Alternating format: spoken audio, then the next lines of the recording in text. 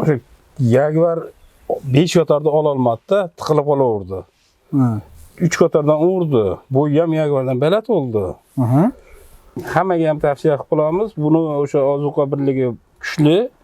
Yem tomonidan mana hozir kunjara ham 6000, 7000 ga bo'ryapti, 6000. O'sha tomonlardan yutadi-da. Hozir shu chorvangizga kunjara beryapsizmi? Kunjara berganim yo'q-da, faqat makka.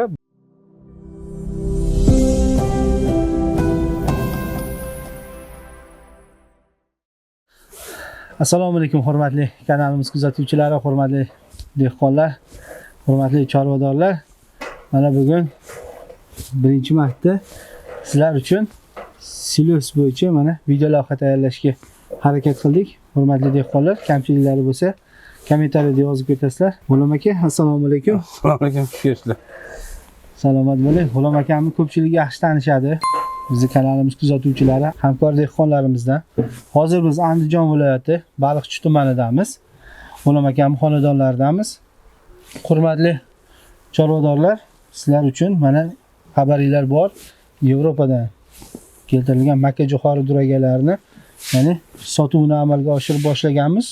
Xudo xolasa bu 3-yili. G'ulom akam 3 yildan beri biz bilan hamkorlikda shu makka jo'xorilarimizni o'zlari yetishtirib keladilar. G'ulom aka, mana endi makka jo'xori bo'yicha o'zingiz bir xolis fikringizni aytsangiz, haqqoniy fikringizni aytsangiz, sababi buni chorvadorlarimiz, dehqonlarimiz ko'rishadi. Mana silos yetishtirib sotadigan tadbirkorlarimiz ham, dehqonlarimiz ham barcha ko'rishadi-da buni, bu videoni. Agar xohlasangiz, kommentariyada raqamingizni qoldirib ketamiz. Qanaqadir savollar bo'ladigan bo'lsa, to'g'ridan-to'g'ri o'zingizga chiqib murojaat qilishlari ham mumkin bo'ladi. Hurmatli dehqonlar, mana endi G'ulom akamga navbatni beramiz. O'sha 1-avgustda ekilgan makka. Qo'mda 10 ekilgan edi. O'sha sizlarda o'sha lila urug'laringdan ekdik. Ammo bo'yi ham agar ko'rgan bo'lsangiz sizga tashlayman deb tashlamayapman bir hayolda. O'sha videolar turibdi.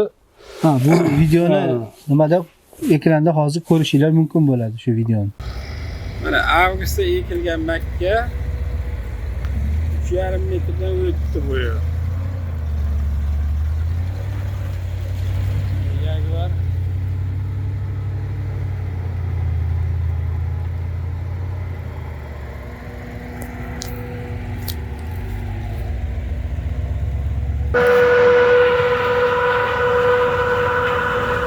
Jaguardan ne uçağı mana Jawahar.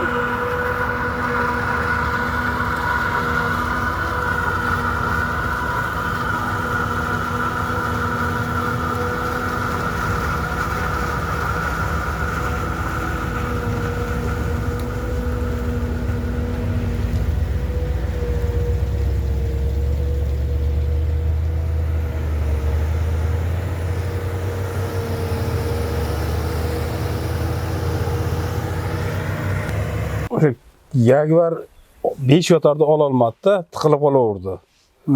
3 qatordan urdi. Bo'yi ham Jaguardan baland bo'ldi. 3 gektar ekdi. Shundan 150 tonnasini olib kelib bosdim. O'zim. Bu 150 tonna 3 gektardan chiqdi? Yo'q, 3 gektar bundan sotdim ham-da. Bundan sotdingiz. Sotdim, qarasam har dar ko'payib ketdi. Ko'payib ketdi-ki 1 gektarnikini sotdim bir 70 tonna oshroqmikan sotdim-da, keyin 150 tonnasini uyga olib kelib bosdim shu 3 gektarnikidan. 2 gektarni deylik. 2 gektar. 2 gektarni bosdim.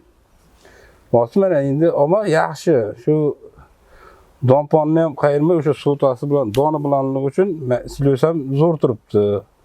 Mollarga ham hali doni yo'qdan ko'ra bu doni bor, 2 tog'orani bir tog'ora yetar ekan-da. Shu 10 kilo bermaysiz, 5 kilo bilan to'yib yotaveradi. Işte kepami pasif qo'yiladi. Bo'lsa mana o'zi ko'chirib ko'rsalaman bo'ladi. Silos mana. Donlar ham turibdi. Mana hurmatli dehqonlar, mana silosimizning rangini mana ko'rishinglar mumkin. Sap-sariq. Silosimiz. Bu yerda demak 150 tonna 2 gektarniki silosi. 2 gektarnikini bos, 150 tonna. Hidi ham juda endi mollarning ishtahasini qiladigan hid bo'lib turibdi-da hozir. Bo'lam aka, buni o'zingiz hammasini bossangiz ham bo'larmidi yoki siz har yili shuncha 150 tonna silos bosasizmi o'zi? Har yili o'sha sizlardan olib bekatga urtib 100 tonna, 150 tonna bosyapman-da. Nimagaki oldin bir 200 tonna avvalda 200 tonna oshgan bosardim. Nimagaki 5 yo'q, o'sha shu 10 ta mol chiqadi, 10 ta molga molxonamda 10 taga berardim. Prosta buni nimasi kuchli ekan. Kaloriyasi kuchli ekan. Oziqa birligi. Undan 10 kilo bersam, bundan 7 kilo, 5 kilo beribman-da hozirgi paytga kelib. O'shaning uchun hozir bu yetib ortyapti. O'shanga faqat mana shu urug'dan ekyapman har yili. 3 yildan beri. Başta 3 yil oldu şu urug' o'tganimga, 3 yildan beri mashinada ekyapman. Demak, 3 yildan beri undan ko'proq bosardingiz. Bundan hozir 150 tonna ortib qolyapti. Ortyapti hozir. O'shaning uchun yozda ham qolyapti ham, achimayapti-da bu. O'shaga yaxshi bo'lyapti ama. Hurmatli dehqonlar, mana xolis fikr. O'zingizlar mana silosni o'zi ko'rib, o'zi chorvadorlarimiz o'zi yaxshi bilishadi. Bemalol mana ko'rib, ranglarini mana silosni ko'radigan bo'lsak, mana silos.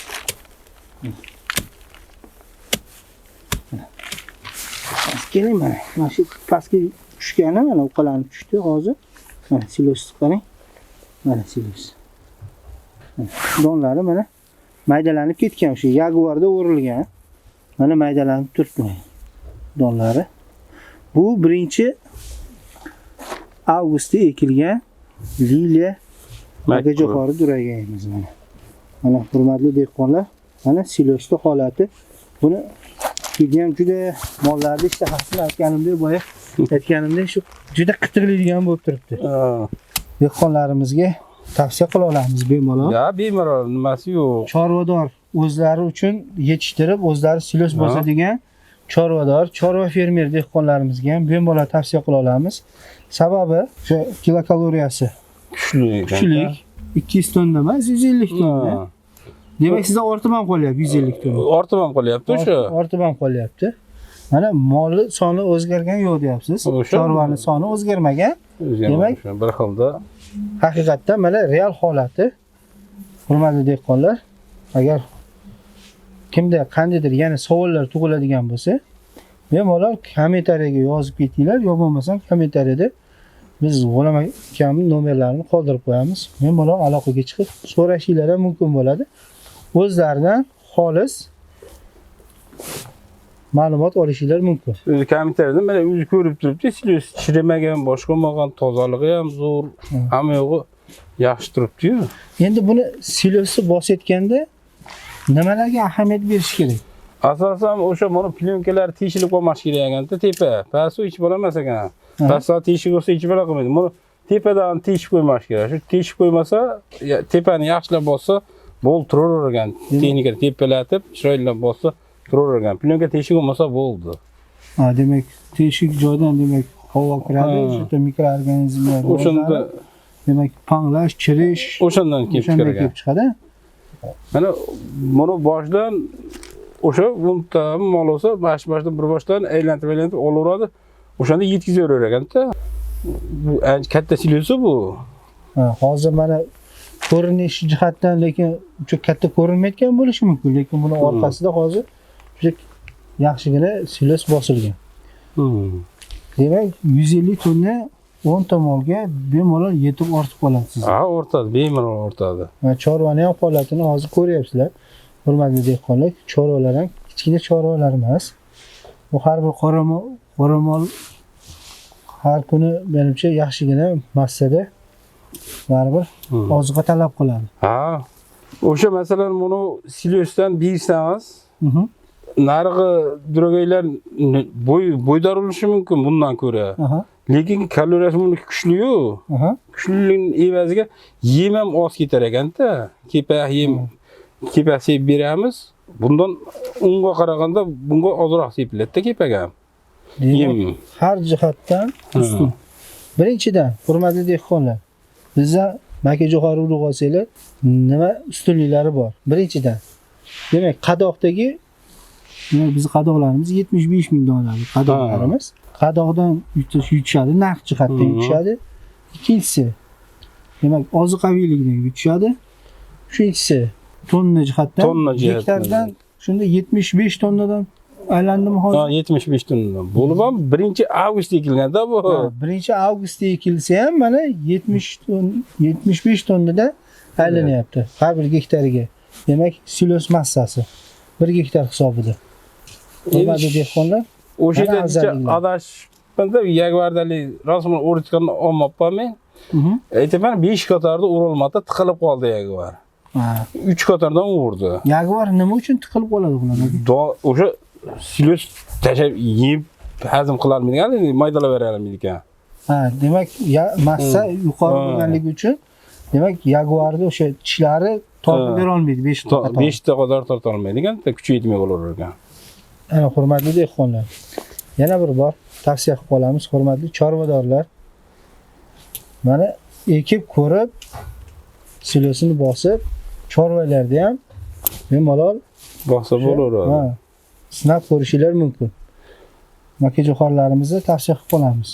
O'sha hammaga ham tavsiya qilib qolamiz. Buni o'sha ozuqa birligi kuchli. Yem tomonidan mana hozir kunjara ham 6000, 7000 ga bo'lyapti, 6000. O'sha tomonlardan yutadi. Hozir shu chorvangizga kunjara beryapsizmi? Kunjara berganim yo'q-da, faqat makka, kepak. Shundan aralashtirib qo'yilgan. O'shani sevib berib qo'yilaveradi shuni ustiga. O'shani ustida yeb mana 5 kilo, 6 kilo novosib turibdi shular. Ha. Mana hurmatli dehqonlar, agar silosda birinchi marta video qilishimiz qandaydir savollarga javob topolmagan bo'lsalar, albatta kommentariyada yozib ketinglar. Qo'ldan kelgancha javob berishga harakat qilamiz. Bizni kuzatishda davom etinglar. Xudo xolasa, hozir Andijon viloyatida yana bizni makajo'xorlarimizni ekib, o'zlari sinovdan o'tkazdirib, yana shu siloslarni o'zlari chorvasida ozuqa sifatida berayotgan dehqonlarimiz bor. Ularning ham videosini, demak, sizlarga ko'rsatishga harakat qilamiz. Bizdan uzoqlashmanglar. Albatta, like va obuna bo'lish esdan chiqmasin. Rahmat e'tiboringlar uchun.